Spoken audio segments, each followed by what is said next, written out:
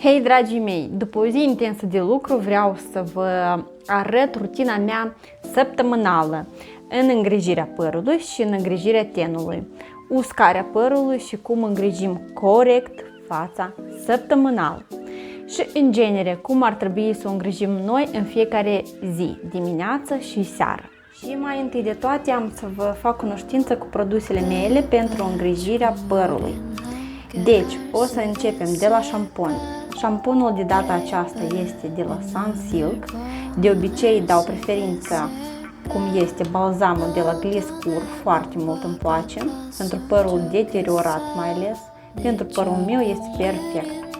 După aceasta merge șamponul anti-giallo pentru păr blond, este ca o cerneală înăuntru, da, simpatic foarte. Și dacă în caz că nu folosesc balzamul și asta se întâmplă o dată de 2 ori săptămânal, eu folosesc o cremă specială, mai precis o mască pentru părul meu. Deci îi fac, nu prea bine arată, dar asta este și face efectul. La fel, după asta, în uscare, voi folosi un spray pentru descălcire pentru copii, ca să se pieptine mai bine părul. Este a Milani, dar o folosesc și eu și sunt mulțumită. Așa, cât masca pe păr își face efectul, noi o să avem grijă de pielea fixă. Și pentru asta o să avem nevoie de un peeling, o mască, toner și crema hidratantă.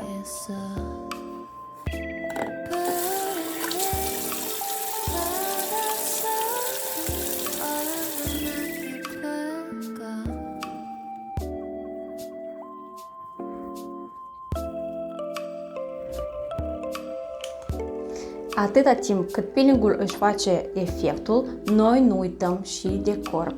Neapărat în timp ce facem baie, o să masăm foarte bine cu așa o pere tot corpul și după asta hidratăm pielea cu oricare cremă sau, în cazul meu, ulei de măsline. Foarte mult iubesc uleiul de măsline natural, fiindcă m-a ajutat mult în sarcină să nu ies cu situații neplăcute. Așa că am încredere doar în el. Poate sunt și alte soluții, dar deocamdată doar ulei de măsline.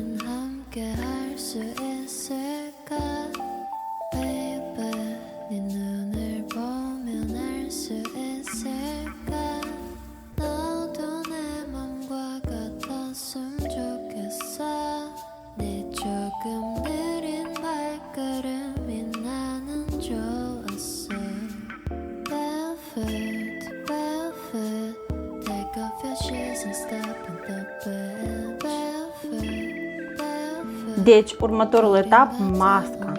Lifehack, atâta timp cât vă faceți masca, puteți să vă uitați la serialul iubit.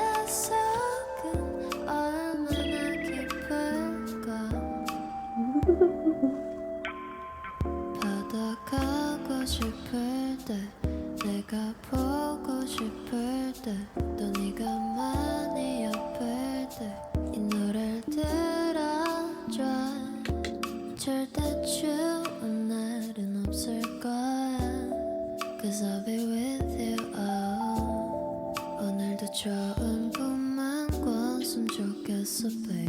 Barefoot, barefoot. Take off your shoes and step in the bed. Barefoot, barefoot. 우린 같은 온도에 있어. 푸른 네 바닷속은 얼마나 깊을까. Deci, am ajuns la uscarea părului. O să-l dau neapărat cu un spray pentru a-l descălci mai ușor. Fără acest spray, părul blond îl poți descălci doar prin rupere, deci traumarea lui. Și o să încep uscarea părului de la breton. Dacă nu usuc inițial bretonul, deci nu îl pot aranja după. Să începem!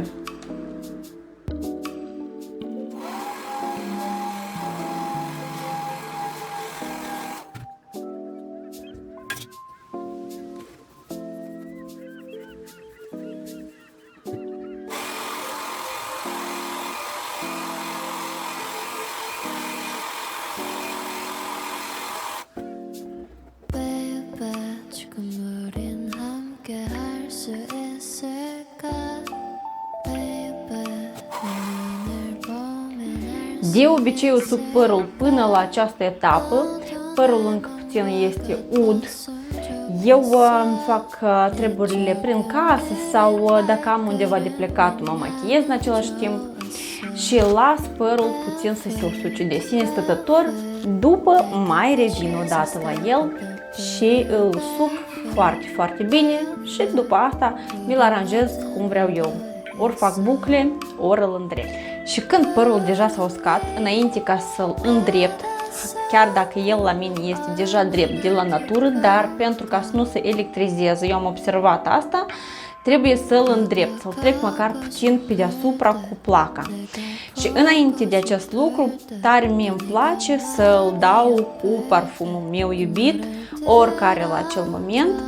Deci eu prima îl stropesc cu parfum și apoi îl îndrept. Astfel, mirosul se îmbibă în păr. Poate nu este corect din punct de vedere profesional, dar așa practic eu foarte de mult timp și asta îmi place.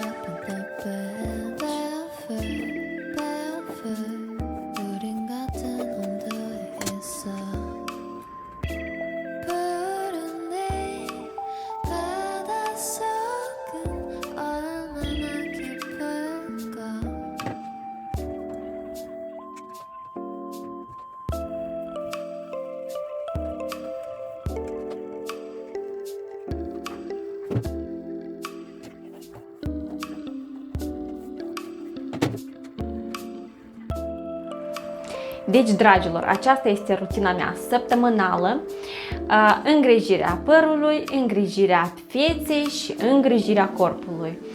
Desigur că sunt departe de ideal și poate nu totul corespunde perfecționismului, dar asta este.